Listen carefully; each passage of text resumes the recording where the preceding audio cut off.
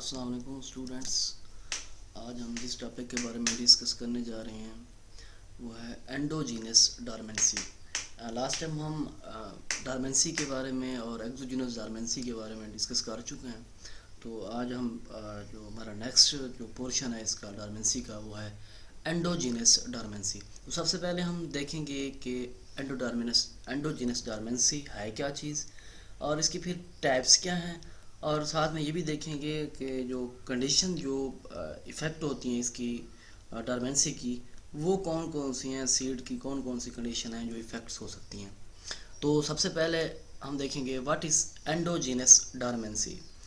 अब डोरमेंसी की एक ऐसी कंडीशन है that is caused with in embryo itself, यानी कि with in embryo itself, embryo के अंदर ही ये क्या होती है कंडीशन जो है काज होती है, उसे हम कहते हैं एंडोजीनस डोरमेंसी का।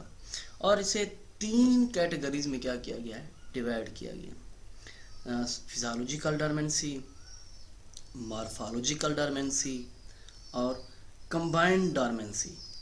तो सबसे पहले हम देखेंगे फिजियोलॉजिकल डोरमेंसी कि फिजियोलॉजिकल डोरमेंसी है क्या चीज़।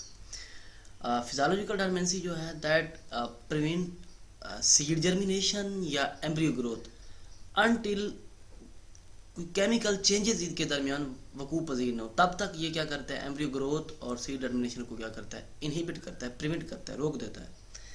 और ये केमिकल चेंजेस क्या हैं, दैट आर द इनहिबिटर्स, जो कि एम्ब्रियो ग्रोथ को क्या करते हैं, रिटार्ड करते हैं एक ऐसे पॉइंट तक where it is not strong enough to break through the seed coat और अदर टिश्यू, यानी कि इस पॉइंट तक वो रोक के रखते हैं जब तक इतना काफ़ी ना हो कि वो सीड कोट या उसका अदर टिश्यू जो सीड का है उसको डैमेज ना कर सके, ब्रेक ना कर सके, तोड़ फोड़ उसकी ना कर सकते, तब तक उसे क्या करते हैं, ये एम्ब्रियो ग्रोथ को रिटार्ड करते हैं।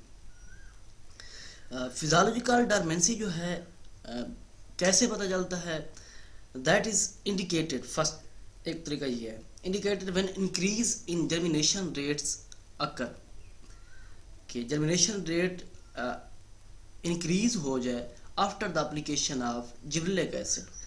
ये जो जिब्रेलिन आपने इसका फोलियर एप्लीकेशन जो फोलियर स्प्रे है वो करना है, उसकी वजह से क्या हो, या आफ्टर ड्राई रैपनिंग और ड्राई स्टोरेज, इनके उनकी जर्मिनेशन का रेट क्या हो जाए, इंक्रीज हो जाए with the application of gibberellic acid. Second, ये इस तरीके से भी मालूम हो सकता है। दूसरा तरीका कौन सा है, it also indicated when dormant seed embryo are exercised, यानी कि डॉर्मेंट सीड एम्ब्रियो क्या करें आप निकाल लें और वो क्या करे, जब उसकी जनरेशन का प्रोसेस स्टार्ट हो तो वो हेल्दी सीडलिंग जो है प्रोड्यूस करे when up to 3 month of cooled mean के 0 to 10 डिग्री या वार्म टेम्परेचर मीन के 15 डिग्री। स्ट्रेटिफिकेशन जो है हमेशा जो टेम्परेचर जो है वो इंक्रीज करता है जर्मिनेशन रेट्स को। व्हेन, या फिर ये कंडीशन होती है when dry after ripening shorten to the cool stratification period require, यानी कि अगर आप उसे पहले ड्राई कर लेते हैं, जैसे वो पक चुके हैं उसके बाद आप उसे ड्राई कर देते हैं, उसके बाद फिर आपको थोड़ा उसे कूल स्टेटिफिकेशन पीरियड जो है ज़रूरत पड़ेगा। लेकिन अगर आप उसे ड्राई नहीं करते, आप रैपनिंग के बाद आप ऐसे तो स्टोर कर लेते हैं, तो फिर स्टेटिफिकेशन पीरियड जो है वो जर्मिनेशन के रेट को आप उसे पहले स्टोर का जो जर्मिनेशन का पीरियड है उसको क्या कर देगा, लेट कर देगा।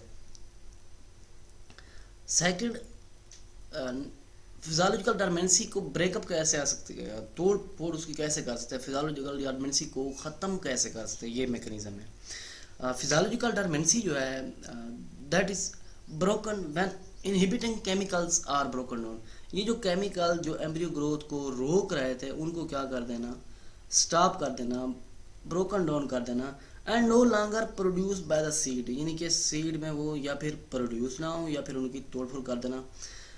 या फिर ऐसे भी है often by a period of cool moist condition, यानी कि ऐसी moist condition normally below 4 degree या ऐसे का 39 फ़ारेनहाइट, या दूसरे केसेस ये भी हैं कुछ रेनकुलेसी जो फैमिली के जो प्लांट्स हैं या कुछ अदर हैं, that will B -5 degree centigrade या 24 फ़ारेनहाइट, इनके 4 डिग्री या 39 फ़ारेनहाइट या -5 अगर चल जाएँ, -5 डिग्री चंद स्पीसीज जो है रेनकुलेसी फैमिली की, तो वो फिर कहाँ पे 24 फ़ारेनहाइट, यानी कि इस टेम्परेचर पे भी आप क्या कर सकते हैं, कूल मॉइस्ट कंडीशन पे आप उसकी डॉर्मेंसी क्या कर सकते हैं, ब्रेकअप कर सकते हैं, यानी कि सीड की जर्मिनेशन आप करवा सकते हैं इस तरीके से। यानी कि 2 टेम्परेचर याद रखने हैं, कोल्ड मॉइस्ट कंडीशन 4 डिग्री, अगर 4 डिग्री होगी तो फ़ारेनहाइट कितना कह सकते हैं कि that will be the 39 Fahrenheit, main चीज़ ये याद रखनी है।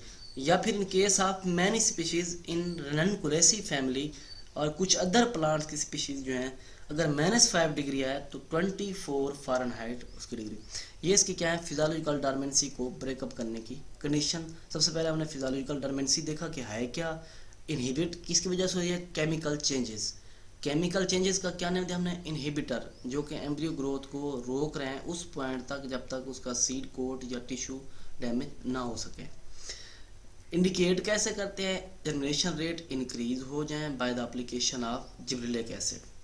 सेकंड, या डॉर्मेंट सीड एम्ब्रियो जो है निकाल लें और वो क्या करे, हेल्दी सीडलिंग प्रोड्यूस करे जब तक 3 मंथ कूल्ड 0 to 10 डिग्री या फिर वार्म टेम्परेचर 15 डिग्री पर आप उसे स्टोर किया हुआ था आपने 3 मंथ के लिए। उसके बाद आप सीखते हैं कि सीडलिंग उसकी हेल्दी आपको प्रोवाइड की जाती है, वो प्रोड्यूस।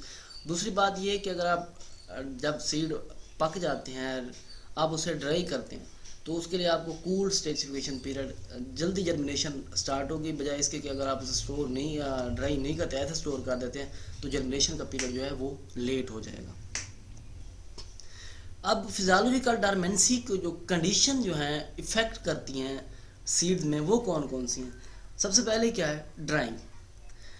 अब कुछ प्लांट्स जो हैं इंक्लूडिंग ग्रासेस वगैरह या सीजनली जो प्लांट्स हैं एरिड रीजन में, ये ऐसे प्लांट के सीड हैं जिनको पीरियड ऑफ ड्राइंग, इनकी खुश्की का पीरियड चाहिए, देन दे विल जर्मिनेट। जब ये ड्राई करेंगे उसके बाद ये क्या करेंगे, जर्मिनेट करेंगे।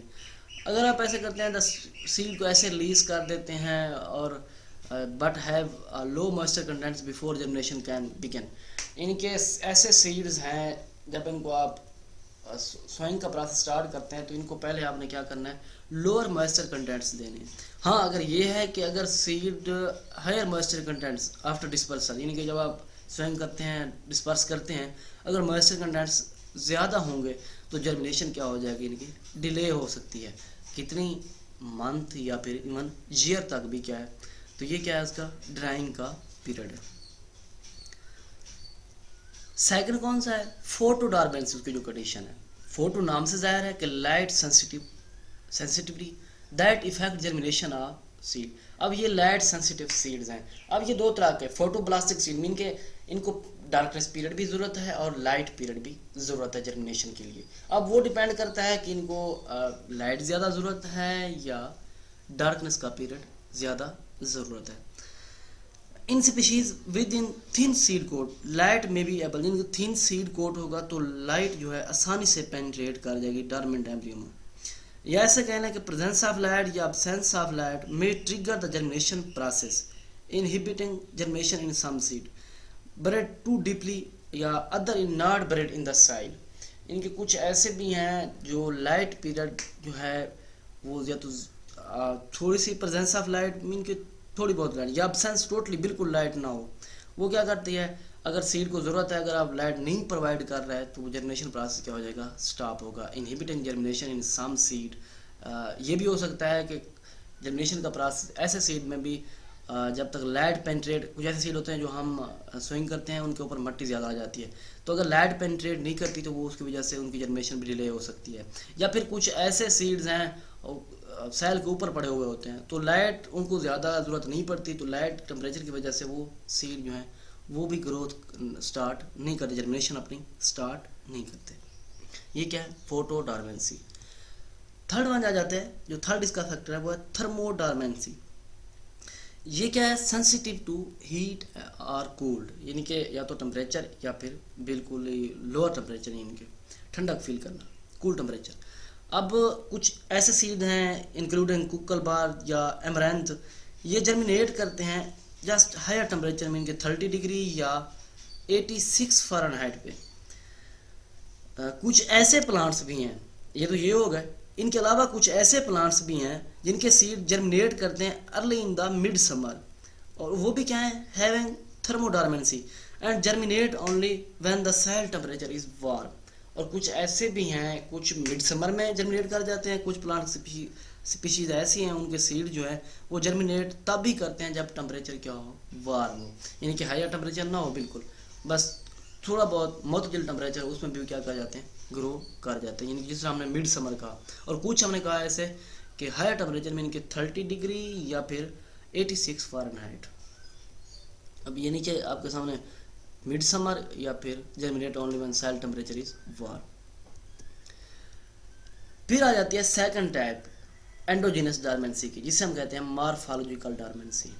अब ये मॉर्फोलॉजिकल डॉर्मेंसी क्या है, समटाइम ऐसा होता है कि एम्ब्रियो जो है अंडर डेवलप अनडिफरेंशिएटेड रह जाता है, और सम सीड जो हैं वो उनके कुछ, लेकिन कुछ सीड का ऐसा होता है कि डिफरेंशिएटेड एम्ब्रियो, यानी कि फुली तौर पर वो डिफरेंशिएट होता है, that need to grow more before seed germination, और the embryo are not differentiated into different tissue at the time of fruit ripening. या फिर ऐसे हो सकता है कि एम्ब्रियो डिफरेंशिएट ही ना हो एट द टाइम ऑफ, जब फ्रूट पक रहे हो उस वक्त एम्ब्रियो डिफरेंशिएट ना हो चुका हो, तो ये क्या कहलाती है, मॉर्फोलॉजिकल डॉर्मेंसी, या अंडर डेवलप या अनडिफरेंशिएटेड। इनके डिफरेंशिएटेड एम्ब्रियो होगा तो वो ग्रो करेगा मोर बिफोर सीड जर्मिनेशन, लेकिन अगर डिफरेंशिएट नहीं होगा तो वो उसका प्रोसेस जो है वो स्लो हो जाएगा। फिर थर्ड टाइप आ जाती है कम्बिनेशन या कंबाइंड डॉर्मेंसी। कम्बिनेशन डॉर्मेंसी या कंबाइंड डॉर्मेंसी, इन दोनों का, इनके फिजियोलॉजिकल डॉर्मेंसी या मॉर्फोलॉजिकल डॉर्मेंसी का जो कम्बिनेशन है उसे हम क्या कहते हैं, कंबाइंड डॉर्मेंसी या कम्बिनेशन डॉर्मेंसी। ये एक्सोजीनस भी है, थ्रू फिजिकल भी है, एंडोजीनस भी है, इनके फिजियोलॉजिकल भी है। अब कुछ स्पीशीज ऐसी हैं कि उनके सीड कोड जो होते हैं हार्ड इम्परमिएबल सीड कोड्स, इनके एंड हैविंग फिजियोलॉजिकल डॉर्मेंसी, तो ये क्या आ जाती हैं, एंडोजीनस डॉर्मेंसी और कुछ फिजिकल डॉर्मेंसी में। इनके कुछ के सीड कोड इतने हार्ड होते हैं कि वो वाटर को इम्बाइब, हम लास्ट टाइम जिक्र भी कर रहे थे एक्सोजीनस डॉर्मेंसी की टाइप्स में, तो हमने वहाँ पर भी जिक्र किया था impermeable seeds, hard seed code में। तो ये क्या है, कम्बिनेशन डॉर्मेंसी। जी तो स्टूडेंट्स, ये था हमारा आज का लेक्चर, आज इसमें हमने एंडोजीनस डॉर्मेंसी के बारे में क्या किया है, जिक्र किया है। नेक्स्ट लेक्चर के लिए, तब तक के लिए अल्लाह हाफिज़।